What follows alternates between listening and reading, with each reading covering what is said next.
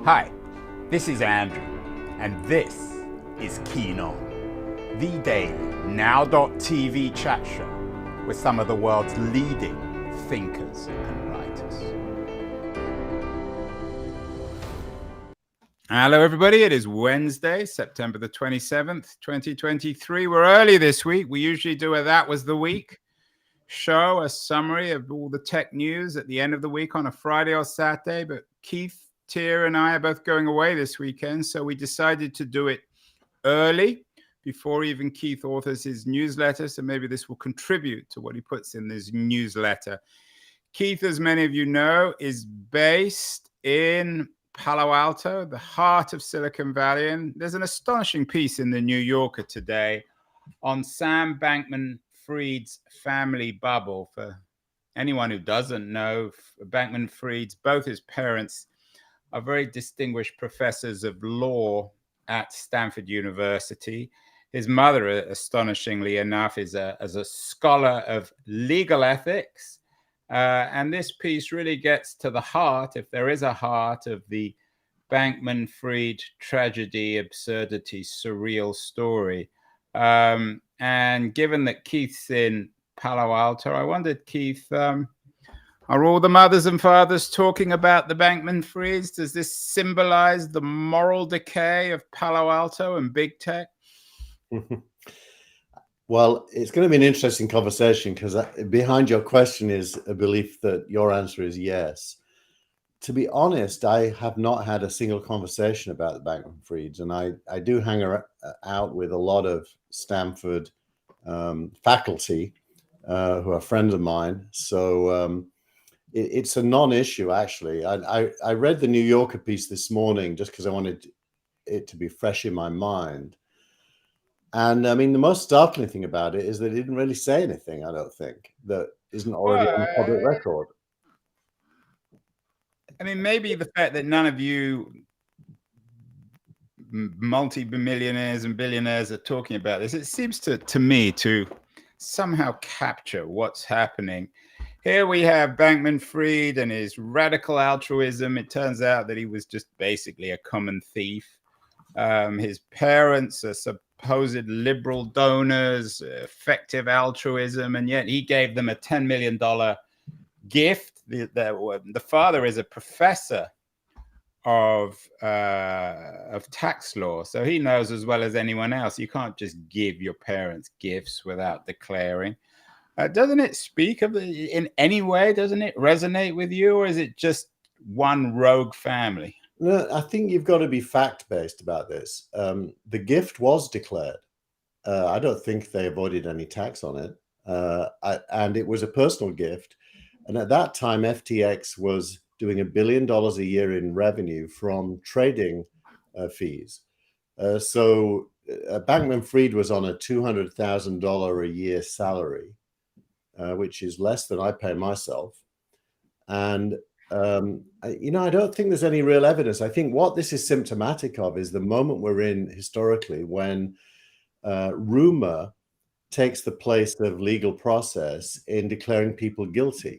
And the New York Times piece doesn't do that. It's actually quite nuanced. It doesn't declare guilt. It even opens up the possibility of innocence, although it thinks it's highly unlikely that that will be what happens. Who's innocent, the parents or the boy? Both.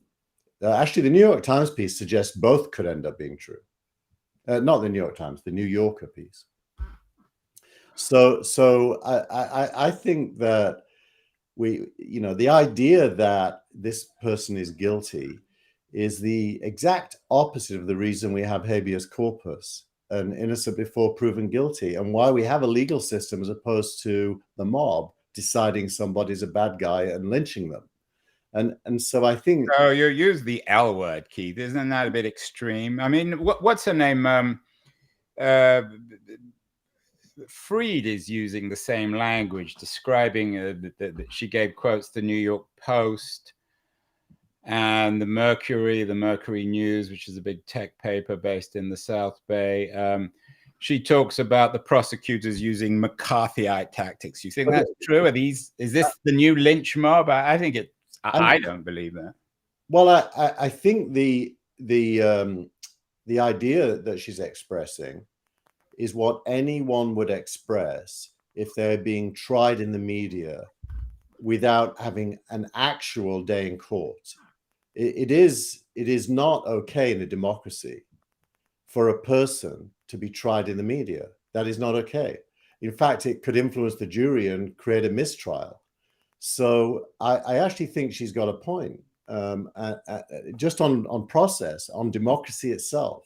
Democracy is not, even Donald Trump, same thing, right? Donald Trump, let's wait and see. Who knows if they can prove that he was directly responsible for things he's accused of. So I think it's an important tenet of everything since we got rid of feudalism and kings, that a society gives people the right to prove their innocence. Yeah, I think that goes without saying. I mean, no one's suggesting that they should have show trials or that they should be torn to pieces by the mob. But there nonetheless seems something so jarring about this. As you say, the New Yorker piece is not particularly critical, but there's one section which the writer asked Barbara Fried whether she'd ever compelled to ask her son if he'd done any of the things he'd been charged with, and Fried said no, she didn't need to ask. Her son was incapable of dishonesty or stealing, she said. Sam will never speak an untruth. It's just not in him. So let's unpack that. One of the nice things about that article is it kind of exposes the family background a little bit. And the Bankman and Fried live in a Stanford University owned property. The way it works on Stanford is faculty can buy a home, but they can only sell it to other faculty. So it's not like a free ownership. And theirs is a single-story cottage, very typical in Palo Alto, very modest. They're utilitarians, and the core of their whole life has been about ethics. And I don't think you can make that up. I mean, you can't spend. So why did they borrow $10 million from? They didn't borrow it. He gave it to them. I mean, Andrew, I bought my mum and my sister's house when I made money. It's normal. That's what you do with family. And what they do with the 10 mil? It's the parents. Entirely up to them. What did they do? Didn't they? And the father was traveling around the world, spending tens, hundreds of thousands of dollars on hotels. They're not quite as utilitarian as you. Well, yeah, again, unpack it. The father was employed by the hedge fund for $200,000 a year and had a travel budget that was paid for by the hedge fund. He wasn't personally flashing money around. And I can tell you, when I was the CEO of Real Names, I stayed in New York hotels whilst doing an IPO that was not $1,200 a night, but it wasn't far off. Successful businesses, and FTX was a successful business. It was doing more than $1 billion a year in actual revenue, funds its executives to perform their duties, and at the highest level. They will stay in a $1,200 a night hotel room. There'll be very few CEOs in the world that haven't done that. So the rumor mill is basically bullying public opinion into believing there's some bad actors here. Now, I do think Bankman-Fried is a bad actor. I do. I mean, but let's borrow the language from the mother. He's a liar. I mean, not only a bad actor, but he's not telling the truth. I actually don't agree with that. I think he probably is telling the truth. When you listen to what he says, he more or less admits that he got in over his head, and that when crypto crashed, the numbers didn't stack up. And what he actually did, I think, is he crossed lines in order to save the business. His motivation wasn't personal aggrandizement. It was saving the business. But in trying to save the business, he crossed lines, taking customer money that he wasn't allowed to take. Now, as a 30-year-old, it's not that surprising that he did that. I'm not. We're not talking about a few $100s. We're talking about billions of dollars, Keith. You're suggesting that that's okay to save a business taking other people's money, and because it somehow there's a. I'm not saying it's okay. I'm saying if you want to understand intent, and I think intent is important. his intent wasn't to line his own pockets. I And what don't about think, the hysteria of the parents and the fact that the mother is giving interviews to the press and talking about McCarthyism and inviting New Yorker reporters into their home? Isn't there something off about that? I think you've got to ask yourself as a parent what you would do for your child, even if they had done something wrong. What would you, and especially if you believe that they didn't intentionally do it, what would you do to help them? And What I would certainly do, and it's obviously hard to put yourself in this position, what I would certainly do is never give any media interviews, especially in such a highly visible case, because it reflects badly on you and badly on your son. I think that probably is right, except for the fact that if they don't, the narrative in the media is going to be owned by their detractors. So silence equals submission. So it isn't that big a surprise that an intelligent woman, which clearly his mother is, who has an understanding of how media works, decides to become active. That to me isn't surprising. There are a couple of facts in the article that give you cause. That where I'm interested what happens in court. For example, I didn't know that the parents signed deeds on a $16 million house, although the article does make clear that the beneficial owner of the house was not the parents, but was rather FTX, the company. And so it's property of FTX, not the parents, even though they signed the deeds. But the fact they even signed it is weird. And of course, there would be a huge tax hit if they actually own the property. So the fact they don't, means, it's a little bit strange why they signed the deeds in the first place. That probably the one piece in the article where I thought, that's kind of weird. But the whole narrative could have been invented by populist and an anti-elitist populist professors at a law school focused on legal ethics, involved in this rather shady relationship, as you acknowledge, with the son. He himself, whether or not he's a formal thief or a criminal, is as you say, it's still for the courts to determine. It seems pretty clear that he was. Be amazing if he escaped going to jail for many years. Doesn't this, this obsession with radical altruism, whatever that means, isn't there something a little off about this, Keith? Or are you just saying you're blaming mainstream media, you're blaming everything except the problem? I'm not blaming mainstream media. I expect it to do what it's doing. I'm just saying we shouldn't assume it's true. We should wait and see. I think Bankman-Fried, like all of us, is a complex and nuanced person. He also expressed lots of non-altruistic beliefs on various occasions. Yet he clearly was raised by altruistic parents. And by the way, he really did donate stuff to altruistic causes throughout his entire career, way before FTX. So clearly that audit trail of behavior, it can't be made up after the fact. So it's real. So is it possible for someone to be altruistic at the core and self-interested at the same time? I think it is. I think that's probably what he is. He's a combination of both, which is fairly common of his generation, where our children are raised to care. I think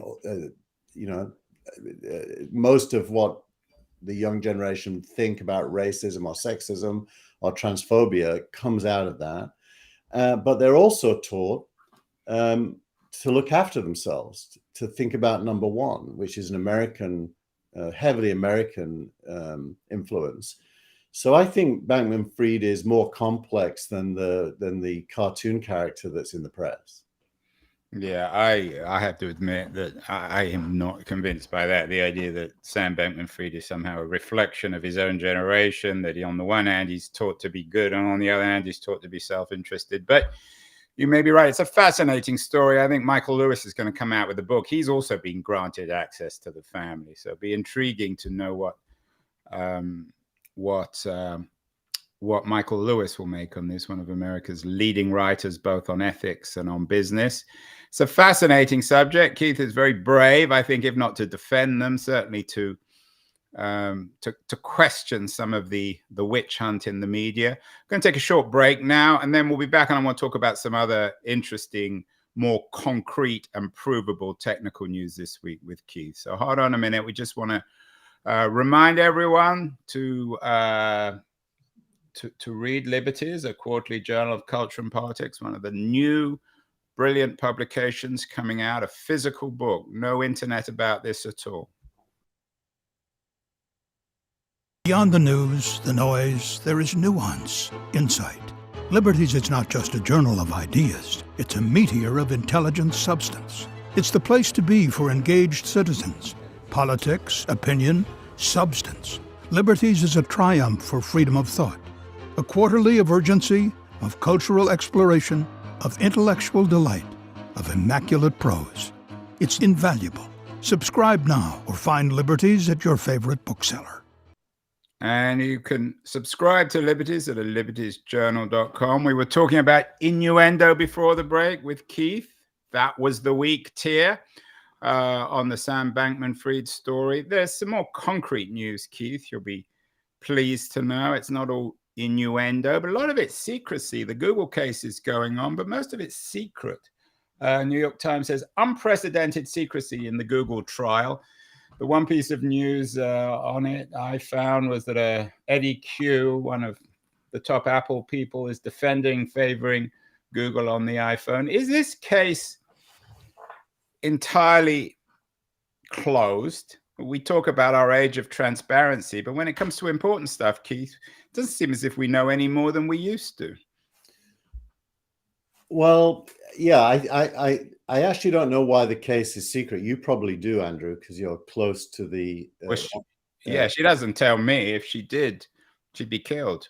If I told you what she told me, I'd be killed too. But the implication of the case is that Google and Apple are in cahoots to help Google maintain ownership of the search market, and the evidence is that the iPhone defaults to Google search on the browser. And, you know, I have a lot of experience with both companies through the years. And there's one specific experience, I won't name names, but someone close to me who was very involved in the production of the iPhone at Apple left Apple, and Eric Schmidt reached out to me wanting to talk to this friend of mine, and I introduced them. And this friend was offered a job by Google, and Steve Jobs lost his shit, as they say, and not for the first or the last time. And basically, Google ended up not hiring this person due to the fight.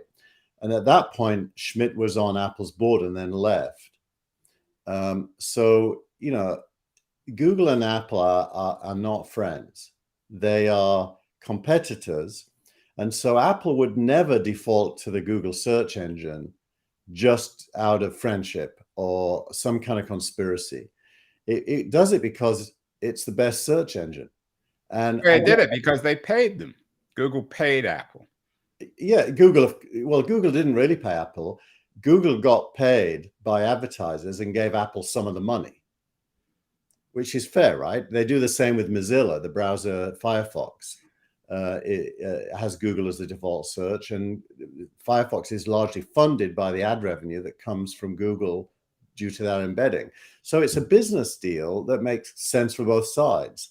So the idea there's some kind of deep conspiracy is just not credible to me. I can understand how external readers who are not familiar with the Valley or the companies at that level of intimacy might believe there's a conspiracy, but I don't buy it. No conspiracy of the Bankman-Frieds, no conspiracy of Google and Apple.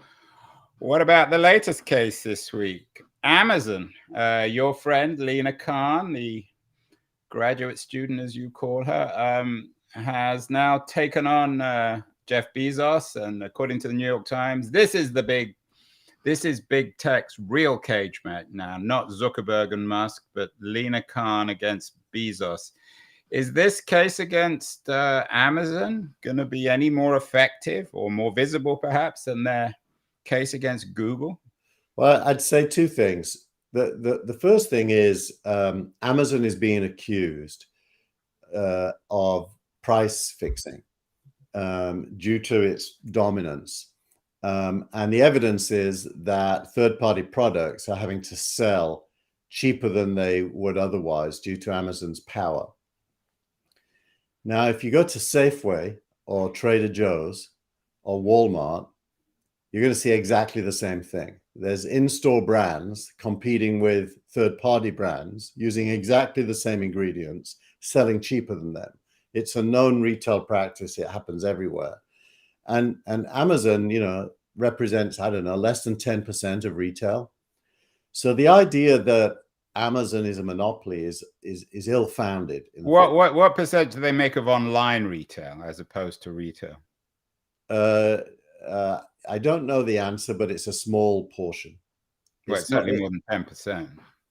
No, I don't believe it is, actually. But let's find out. I can't do it now because we're talking, but it's not a big percent of online globally. In the US, it may be a bigger percent locally. So what is happening? Is Lina Khan just thrashing out? Well, that's the second point I was going to make. I think she's like a military strategist who's losing on the Russian front, so decides to open up a Western front and fight another war. And this is now her third front, and she's losing on every one. And opening up a new front isn't going to make her win. What's the first two? Well, Google is one. Right. We don't know if she's losing because she's going to lose. The other one is the one where she was told she can't pursue it in court. I've forgotten who it's against now. We talked about it on the show recently. It'll come back to Microsoft. No, it wasn't Microsoft. It's something else. I'll remember in a minute. Anyway, now why is she losing? It's because she's trying to extend antitrust law into areas it isn't written for, and the courts are saying no, you can't do that. If you want a different antitrust law, go back to Congress and make one. And she basically thinks that her personal power and intellect can extend beyond the law, but it can't. You love her, don't you? I just think she's flawed. I don't dislike her. Is she more or less flawed than Sam Bankman-Fried? Different kind of a flaw. She's, you know, a power-hungry bureaucrat is as bad as a power-hungry entrepreneur.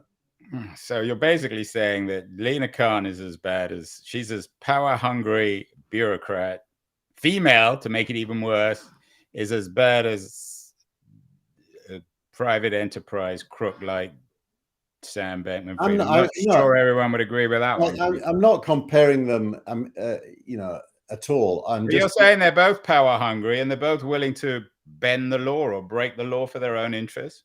I think they both suffered from the fact that when put in high authority, they're not able to deal with the power it gave them. One of the things that on Khan that I don't quite understand is that she, you joked or half joked that she was a graduate student, but she made a name for herself as a graduate student because she wrote a paper about changing antitrust law. Yeah. But as you say, she's working within the current antitrust law. So why doesn't she focus on changing the law itself? Because she'd lose. Because Congress doesn't want that change. I don't believe any side does. I think probably the nearest supporter would be Warren. But Warren is an outlier in this context. What about on the right? On the right, there are a lot of anti-big tech people on the right who would like something to happen to big tech, but they wouldn't like antitrust law extended because that's government regulation.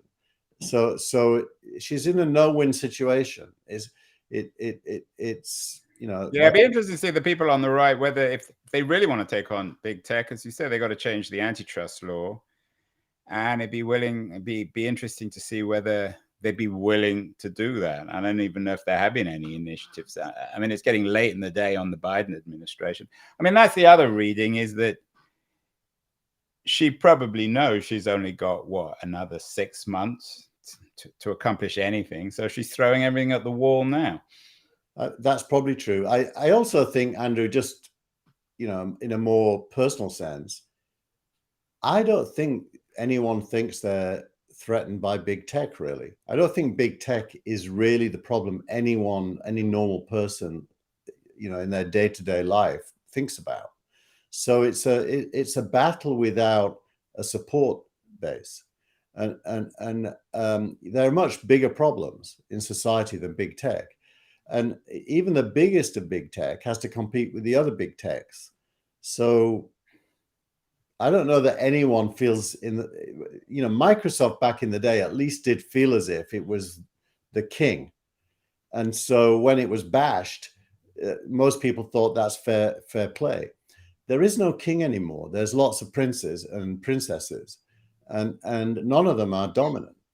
Can we call Lena a princess? She's a princess killer, I think. She's a princess, a wannabe princess. Yeah. I mean, you and I, everybody knows who watches this particular show knows that you and I don't see eye to eye on a lot of this stuff. But I think you're right in the sense that maybe 2 or 3 years ago, people feared big tech. They certainly feared it more than they do now. Yeah. The zeitgeist has gone back or shifted. People no longer believe in big tech saving the world, but they no longer believe that it's actually destroying the world either. Yeah, and Facebook was the poster child for the enemy, right? And there was some truth to that, given Brexit and Trump and all the mayhem that's Facebook at its most unregulated worst impacted on democracy. Yeah, exactly. So if you think of it that way,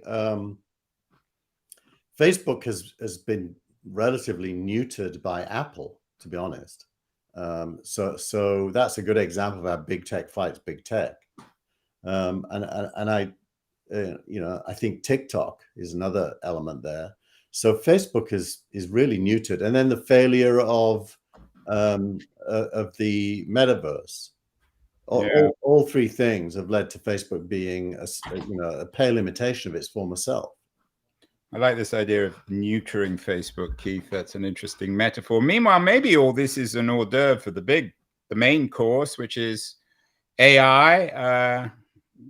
Big AI. You always have an AI section in the newsletter. I'm sure you will this week. One headline in the journal, you've suggested this might be rumor, but OpenAI's new valuation is up to 90 billion as they're selling shares.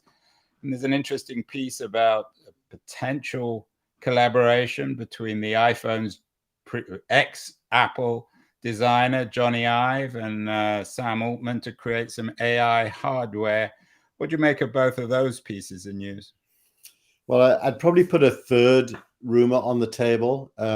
OpenAI this morning announced that it's enabling voice conversations with ChatGPT, and also that it's enabling video and imagery. So it's going to become multimedia and voice capable.